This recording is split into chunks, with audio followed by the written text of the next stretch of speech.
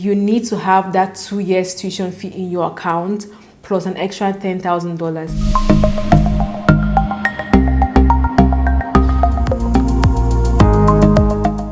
Hi guys, welcome back to my channel. If you're new here, you're welcome. If you're an oldie, thank you so much for coming back. My name is Nneka and I upload immigration and lifestyle content right here on my channel. You're welcome and I hope you enjoyed today's video. So as you can tell from the title of today's video, I'm going to be talking about the highly requested video, which is proof of funds for international students when coming into Canada. How much do you need to have in your bank account as an international student before coming into Canada? How much do you need to prove to your visa officer that you can actually take care of yourself, or you'll be able to take care of yourself financially when you get into Canada? I feel like I actually did the right things with my proof of funds, because proof of funds was not one of the reasons I got rejected during my visa process here in Canada. I had 3 different reasons, but proof of funds wasn't one of them. So that's why I decided to just make this video based on my own experience. As someone who has come into Canada, I was never rejected based on proof of funds. Okay, before I get into the main part of this video, I just want to state that I am not an agent. I am not an immigration consultant. This video is just mainly based on my own personal experience as an international student here in Canada. Well, I am no longer an international student here in Canada. I'm working full-time right now, so it's based on my past experience as an international student here in Canada. So to make this video a bit organized, I'm going to be splitting into 4 parts.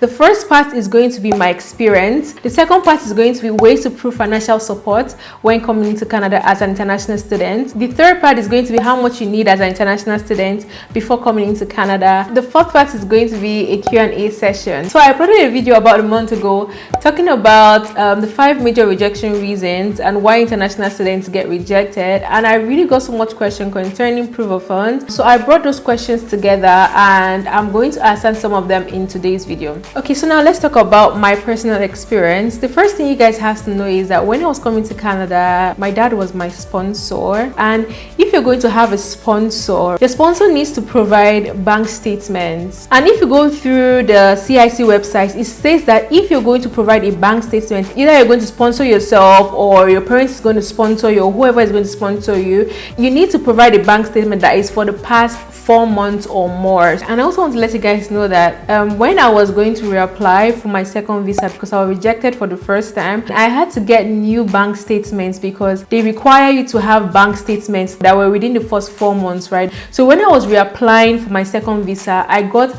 another new fresh bank statement again from my dad so that I can reapply, because I didn't just want to have issue when reapplying the second time. Okay, so if you're rejected, you have to make sure that you actually have up-to-date bank statement so that they don't have any reasons to reject you. Okay, so going back to my situation, my dad had bank statements for 3 different banks because he didn't have all his money in one particular bank. So this leads to another point. I think about a week ago, someone sent me a DM on Instagram asking me if it was possible for her to provide 2 or more bank statements from different banks, and yes, you can. And this helps people a lot, because one thing with the Canadian immigration is that they don't like lump deposit. So if you have like a particular bank account and you have like reasonable amount of money in it, adding a huge sum of money to that account is kind of a red flag for your visa officer, right? So it's actually really okay to provide bank statements from different banks. After he provided me with those bank statements, he also provided an affidavit. So you get an affidavit from the court,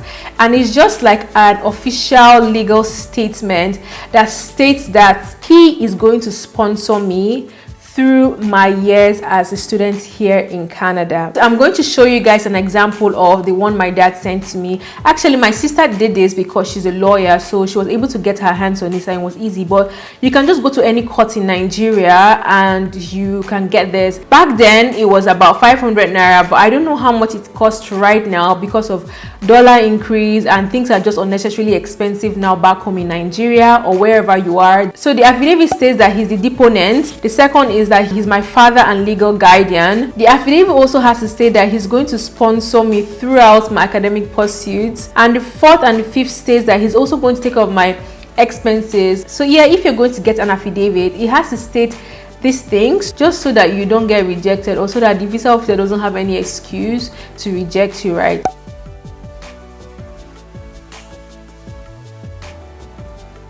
So yeah, these are the things I used as proof of fund to apply for my study visa into Canada. So now the next thing we're going to talk about is proof of financial support, and the documents that you can actually use to prove that you're going to be able to support yourself or whoever when you get into Canada. Just in case you see me looking down, I'm using my laptop right now. I'm going to be referring to the CIC website. So every information I get from today is going to be from the CIC website. I didn't just pick up any information from anywhere, and I'm going to be leaving links down below just so you can do your own research. So now the first thing on the CIC website containing proof of financial support is proof of Canadian bank account in your name if you've transferred money to Canada. The second thing is GIC, which is Guaranteed Investment Certificate from a participating Canadian financial institution. Student GIC is more like an investment account that students use here. Different financial institutions have different rules to their GIC, but I'm going to be explaining how the Scotiabank Student GIC account works. So if you want to get this account started,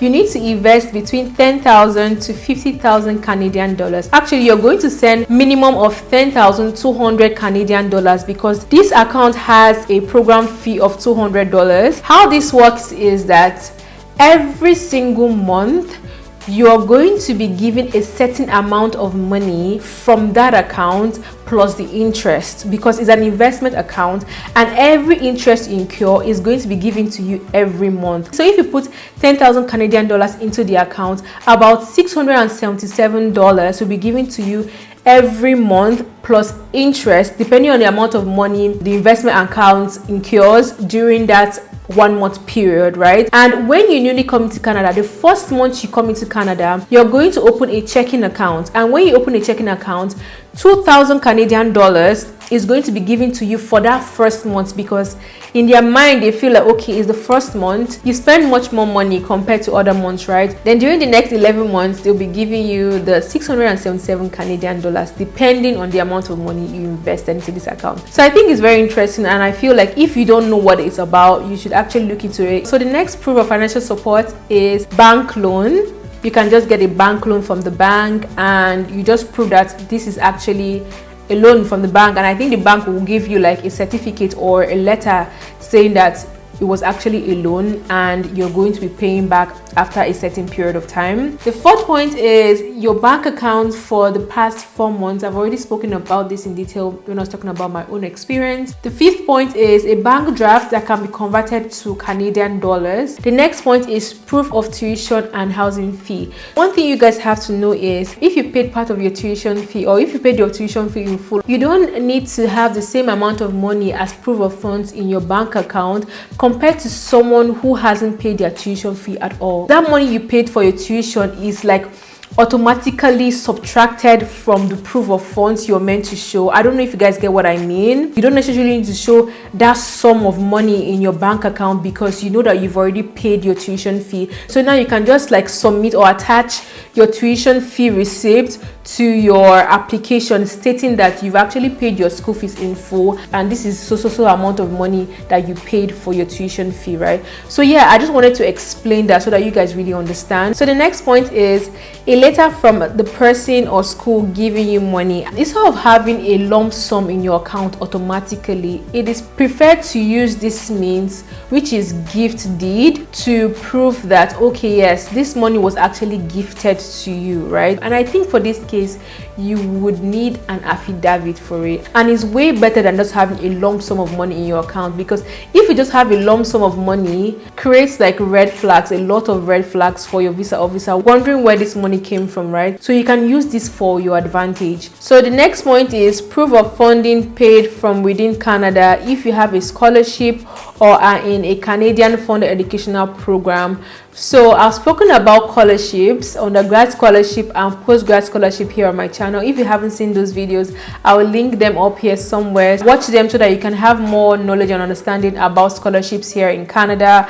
And yeah, in this case it's very self-explanatory. If the school is going to fund you, they will automatically give you like a letter that you can attach to your application when you're applying for your visa into Canada, right? These are just the ways you can use to prove for financial support here in Canada on the CIC website. I know there are other ways you can prove like assets and all, but on the CIC website, these are the ways you can prove financial support when coming into Canada. So the next part of this video is how much do you need as an international student if you want to come into Canada. I explained in the video talking about the 5 rejection reasons that as an international student coming to Canada, you need to have your tuition fee plus 10,000 Canadian dollars in your account if you are outside of Quebec. So for example, if your tuition fee is 20,000 Canadian dollars, you need to have approximately 30 Canadian dollars. But I always advise people that you don't have to actually have the exact amount of money. You can have more than that, and I feel like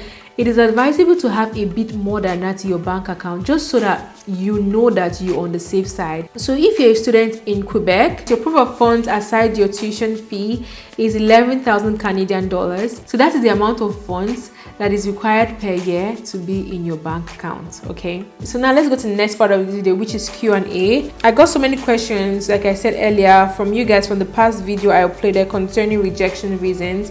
So we're going to be looking at those questions now, and I'm going to be trying to answer them here on camera. So I'll leave the question tab right here just so that you guys can read along with me. The first question is from Ressa. She said, do you know if we need to convert the currency to CAD ourselves, probably through the bank, or if they will do the conversion themselves? If it's the latter, do you know if they will use CBN rate or parallel market rate things? During my process, I didn't have to convert anything.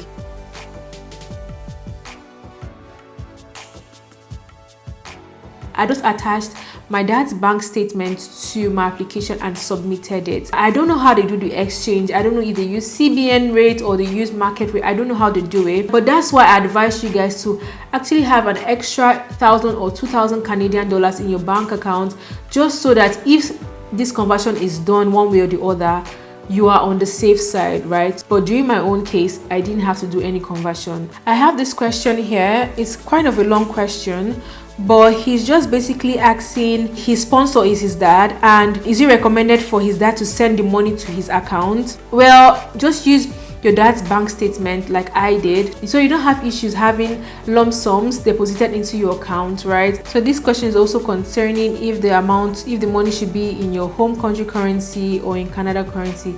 It doesn't matter. I use my home country currency, so if you have a Canadian bank, good and fine. If you have a domiciliary account, great, but it doesn't matter at all.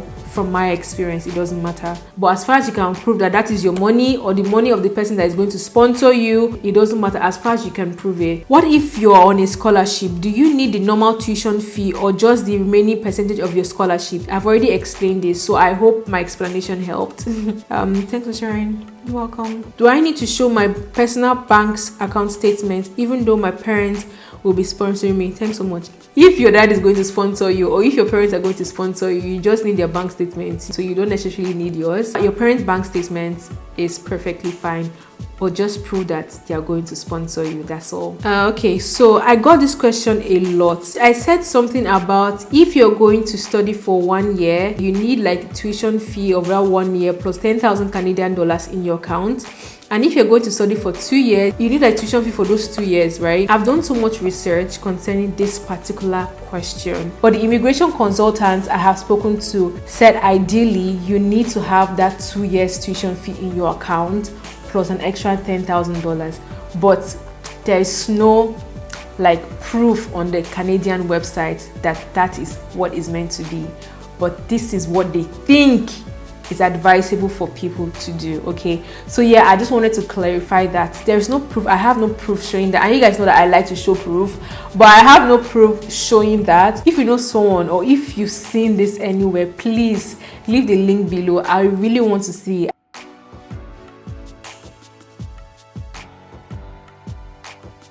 Okay guys, that's it for today's video. I hope you enjoyed today's video, but most importantly, I hope you learned a thing or two. So yeah, feel free to leave every question you have in the comment section below. Even if I don't have the answer to your question, best believe someone will have the best answer for you. I really like how interactive the comment section gets with topics like this. So yeah, thank you guys so much for watching. Please don't forget to like, share and subscribe to my YouTube channel, and also turn on the post notifications so that you get notified every single time I upload a new video.